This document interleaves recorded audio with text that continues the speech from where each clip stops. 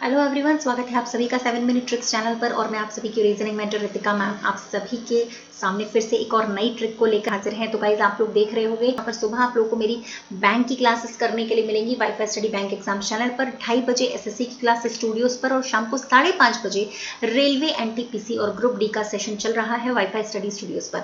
Okay guys, और free classes से आप लोग मेरे साथ जुड़ सकते हो सुबह 11 बजे, शाम को 4 बजे रेलवे के लिए, सुबह 11 बजे एसएससी के लिए और शाम को 7 बजे बैंक के लिए। फ्री क्लासेस के लिए आप लोग को सिर्फ सर्च करना होगा अकेडमी पर मेरा नाम, जो कि रितिका तोमर है। रितिका तोमर सर्च करें, फ्री क्लासेस को मेरे साथ आप लोग ज्वाइन कर सकते हो।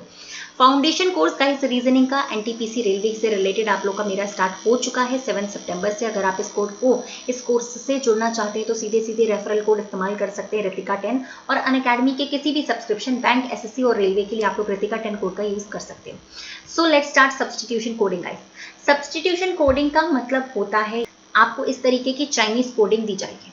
ठीक, कुछ शब्द इस तरफ लिखे होंगे लेफ्ट साइड में, कुछ शब्द आपके राइट साइड में लिखे होंगे, है ना।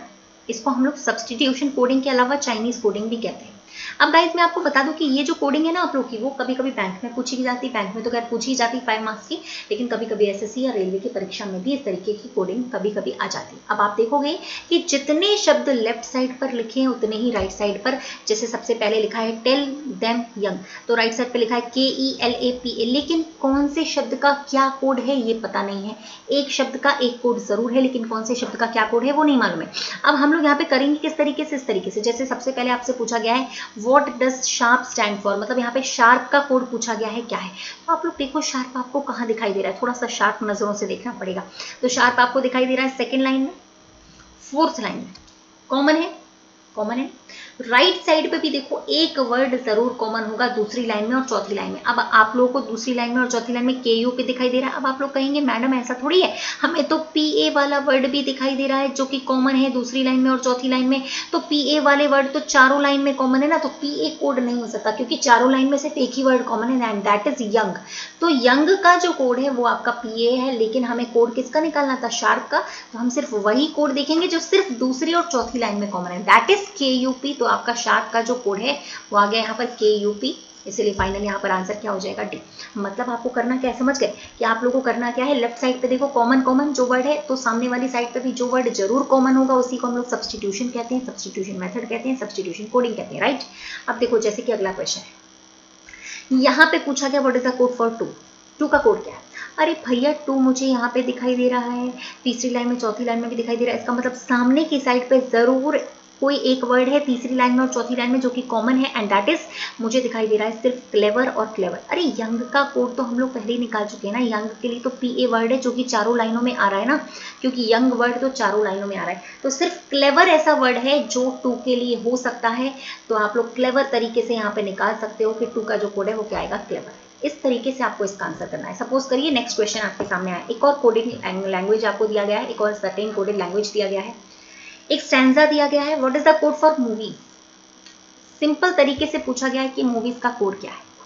तो भैया मूवी हमें दिखाई दे रहा है लेफ्ट, यहाँ पर कॉमन है, यहाँ पर भी कॉमन है और यहाँ पर भी कॉमन है।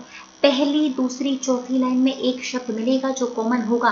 देखो भैया पहली वाली में BC लिखा है, दूसरी वाली में भी BC और चौथी लाइन में भी BC लिखा है और कोई वर्ड कॉमन नहीं है, देख सकते हो। तो मूवीज का कोड आसानी से लगा सकते हो, क्या होगा यार, BC होगा कि नहीं होगा। तो यहाँ पर आंसर BC आ गया। बताओ, कॉमन कॉमन देखना है बस, आंखों का बस करना है इस्तेमाल और कुछ भी नहीं करना।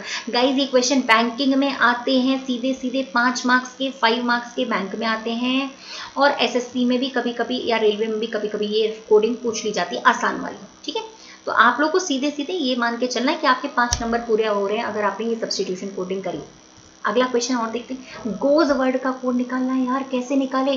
देखो आराम से निकाल सकते हैं। सबसे पहले तो मेरी बात सुनो, गोज वर्ड दिख कहाँ रहा है वो समझना, कभी कभी थोड़ा सा कंफ्यूजिंग हो जाता है। जैसे मैं बता रही हूँ यहाँ पे गोज वर्ड मुझे यहाँ दिखाई दे रहा है और कहीं पूरे स्टेंजा में है ही नहीं, पूरे स्टेंजा में कहीं नहीं है गोज, यार क्या करें, कैसे निकाले। तो मैंने देखा कि मुझे पहली लाइन में और दूसरी लाइन में 2 वर्ड्स कॉमन मिले, बेस्ट मूवीज कॉमन मिल गया, मुझे मिला ना। पहली और दूसरी लाइन में बेस्ट मूवीज मुझे कॉमन मिला, तो पहली और दूसरी लाइन में आपको 2 शब्द कॉमन जरूर मिल गए होंगे, एक तो BC, CD भी तो मिला है, पहली और दूसरी लाइन की बात कर रही हूँ। तो बेस्ट मूवीज के लिए आपका जो कोड आ चुका है वो क्या आ चुका है, BC CD दोनों साथ में। बेस्ट मूवीज के लिए कोड क्या आ गया, BC और सीडी साथ में आ गया। मैंने बीसी वैसे भी मूवीज के लिए निकाला ही था, बेस्ट का सीडी हो जाएगा यहाँ पे, ठीक है। फिर आप देखोगे अवार्ड वर्ड भी कॉमन आ रहा है दूसरी और तीसरी लाइन में। तो अवार्ड के लिए कौन सा कोड निकालोगे? दूसरी तीसरी लाइन में एक वर्ड कॉमन है, एफजी। एफजी तो अवार्ड का कोड आ चुका है, एफजी आ गया ना, अवार्ड का कोड एफजी निकाल दिया, बीसी मूवीज का कोड निकाल दिया, बेस्ट का कोड सीडी निकाल दिया। अब बचा कौन सा? गोज बचा है, फॉर बचा है, दो वर्ड बचे हैं। फॉर भी कहीं नहीं है, गोज भी कहीं नहीं है, तो दो शब्द बचे हुए हैं, जीएच और एचआई, सिर्फ यही दो बचे हुए हैं। और शब्द भी कौन से बचे हुए हैं? गोज और फॉर।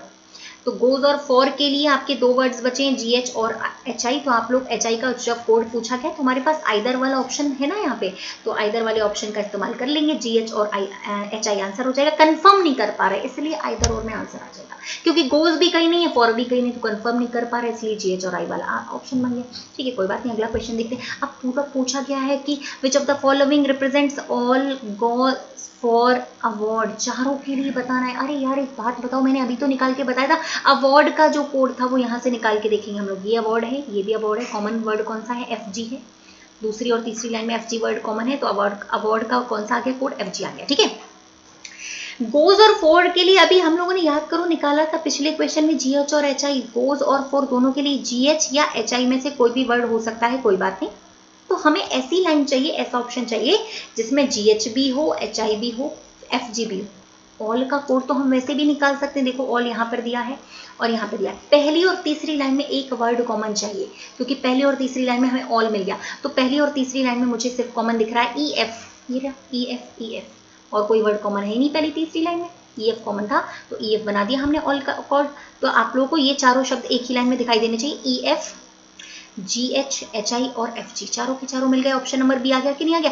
ऐसे करना पड़ता है पेपर में, और अगर ऐसे कर लोगे ना पूरे के पूरे 5 नंबर मिलेंगे, समझ के चलना, ठीक है। तो आप लोग को अब करना क्या है, इसी वीडियो को एक बार रिवाइज करो, इसी तरीके से सब्सटीट्यूशन कोडिंग आप लोग करते चले जाओ। सोल्व 5 नंबर का आएगा, बैंक में और एसएससी में, रेलवे में भी कभी कभी पूछा जाता है। तो गाइस ये आप लोग के लिए हेल्पफुल चैप्टर होगा, कैसा लगा जरूर बताइएगा मुझे एक बार, ठीक है। और मेरी फ्री क्लासेस से जुड़ो भैया, रितिका तोमर नाम सर्च करके, ठीक है। रेलवे की क्लास इस समय सबसे इंपॉर्टेंट चल रही है, शाम को 4 से 5 रेलवे की क्लास चल रही है, जिसमें 1000 क्वेश्चंस की सीरीज में करवा रही हूँ। 1000 क्वेश्चंस हम लोग डेली प्रैक्टिस कर रहे हैं, ठीक है।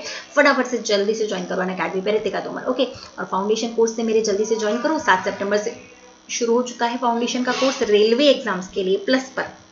इस बार सेक्शन लेना है, इस बार तैयारी और इस बार सिलेक्शन अगर आप लोग को लेना है तो गाइस सीधे सीधे ये देखो मेरा फाउंडेशन कोर्स मेरी प्रोफाइल पे दिखाई दे रहा है। सिर्फ आपको रितिका तोमर नाम सर्च करना है, और फाइनली जब आप सब्सक्रिप्शन लेने जाएंगे तो 10% ऑफ के लिए, जब आपका अमाउंट शो करेगा तो 10% ऑफ के लिए रितिका 10 कोड का इस्तेमाल कर लीजिएगा और आपका यहाँ पर सब्सक्रिप्शन हो जाएगा। सो गाइज आज के लिए इतना ही, thank you so much, bye, take care, have a nice day.